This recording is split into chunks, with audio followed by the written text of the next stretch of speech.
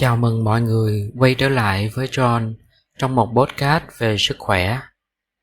Hôm nay, mình sẽ nói về một thứ âm thầm làm việc cho bạn suốt mấy chục năm, nhưng gần như chẳng ai quan tâm, cho đến khi nó kêu một tiếng rắc.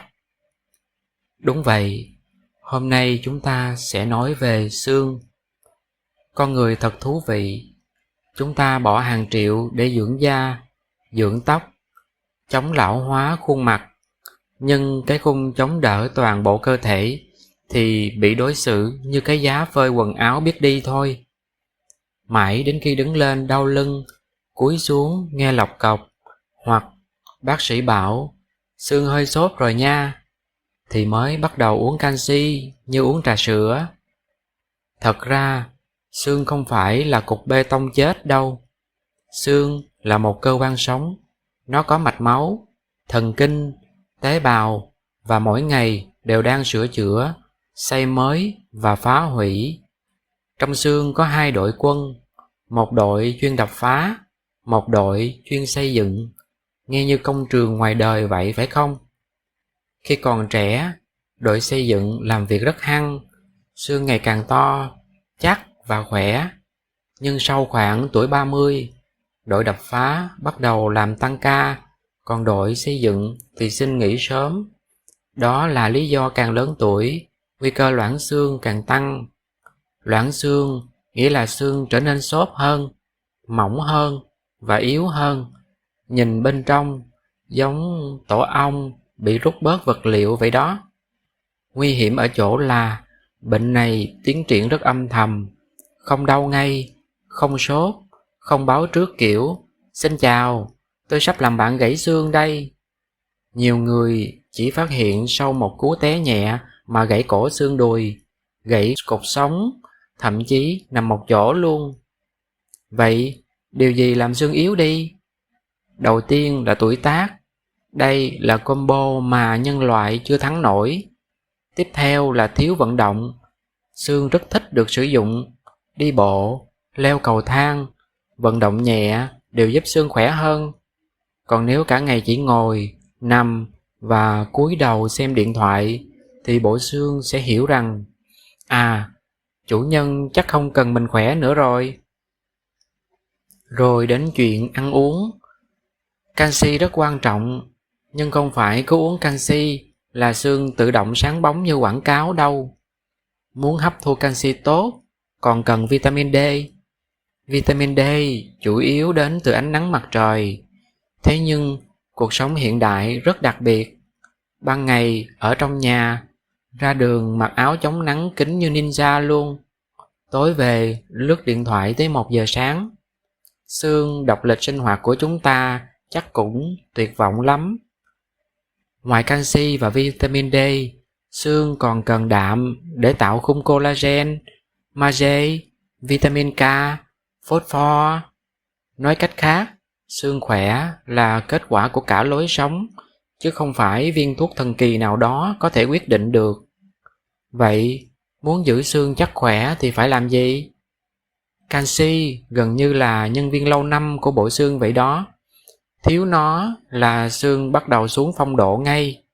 Nếu hỏi thực phẩm nào nhiều canxi nhất, thì câu trả lời sữa và các chế phẩm từ sữa vẫn là nguồn canxi hấp thu tốt nhất. Ngoài ra, còn có cá nhỏ ăn cả xương, tép nhỏ, đậu hũ, mè và rau xanh đậm. Tóm lại, một chế độ ăn cân đối sẽ giúp chúng ta bổ sung đủ canxi mỗi ngày. Cái chữ cân đối này mới khó đó.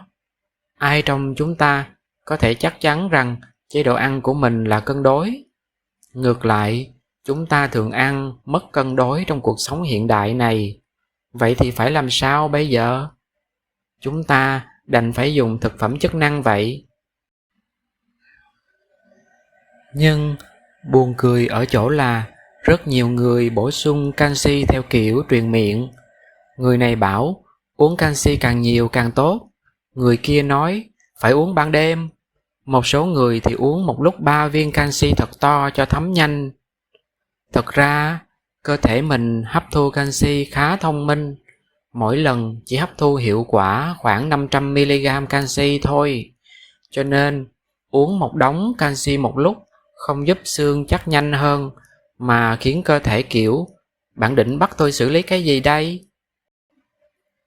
Vì vậy, nếu cần bổ sung, thường nên chia nhỏ ra trong ngày, ví dụ sáng một lần, trưa một lần. Canxi vô cơ như canxi carbonate thường hấp thu tốt hơn khi dạ dày có axit, tức là sau bữa ăn nhẹ hoặc sau ăn khoảng 1 tiếng đồng hồ, nhưng cũng đừng uống chung với trà, cà phê hay viên sắt, vì mấy chất này có thể làm giảm hấp thu canxi. Còn canxi hữu cơ như canxi citrat, canxi gluconate thì dễ hấp thu hơn. Bụng đói hay no đều dùng được, nên thường hợp với người lớn tuổi hoặc người có vấn đề về dạ dày hơn.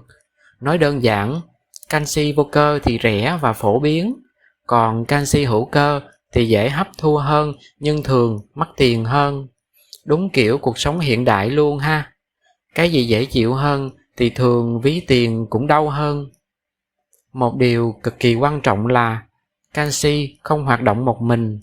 Bạn uống canxi nhưng không ra nắng, ngủ quá ít, uống cà phê liên tục, hút thuốc và ít vận động quá thì canxi cũng khá bất lực đó. Vitamin D mới là thứ giúp cơ thể hấp thu canxi tốt hơn, cho nên đôi khi vấn đề không phải thiếu canxi mà là thiếu ánh nắng. Thời điểm quan trọng nhất để bổ sung canxi là lúc còn trẻ, khoảng trước tuổi 20 là giai đoạn cơ thể xây dựng vốn xương mạnh nhất, nghĩa là bạn chăm xương hôm nay thì 30 năm nữa cơ thể mới cảm ơn bạn. Còn nếu lúc trẻ thức khuya, ăn uống thất thường, nằm lì ở nhà thì tuổi trung niên bộ xương sẽ gửi thư khiếu nại bằng đau lưng và thoái hóa cho bạn. Con người đúng là sinh vật kỳ lạ, lúc trẻ thì bán sức khỏe để lấy tiền, liệu về già có thể lấy tiền để mua lại sức khỏe được không? Điều đó không có nghĩa là bây giờ chúng ta không cần bổ sung canxi nữa vì đã muộn màng rồi, mà ngược lại, càng cần phải nghiêm túc bổ sung canxi mỗi ngày để bù đắp lại sự thờ ơ với cơ thể mình lúc trước. Đặc biệt với phụ nữ sau mãn kinh, người lớn tuổi hoặc người từng gãy xương, việc kiểm tra mật độ xương định kỳ mỗi 6 tháng là rất quan trọng. Đừng chờ tới lúc xương gãy mới quan tâm, vì sửa chữa luôn khó hơn phòng ngừa rất nhiều. Hãy quan tâm tới bộ xương của chúng ta ngay từ bây giờ. Có một câu mình khá thích: chúng ta đang xây bộ xương cho tuổi già ngay từ hôm nay. Những gì bạn ăn, cách bạn ngủ, mức độ bạn vận động hôm nay sẽ quyết định 20 năm nữa bạn đi bộ thong thả hay đứng lên cũng nghe cơ thể phát hiệu ứng âm thanh. Nên nếu hôm nay bạn còn trẻ, hãy chăm xương sớm hơn. Nếu bạn đã lớn tuổi, vẫn chưa muộn để bắt đầu. Bộ xương đã gánh bạn suốt bao nhiêu năm rồi. Ít nhất cũng cho nó một ly sữa và một buổi đi bộ tử tế nhé.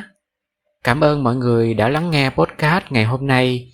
Chúc mọi người luôn khỏe mạnh, xương chắc như bê tông cốt thép, nhưng vẫn dẻo dai, đủ để cúi xuống nhặt đồ mà không phát ra tiếng ai da.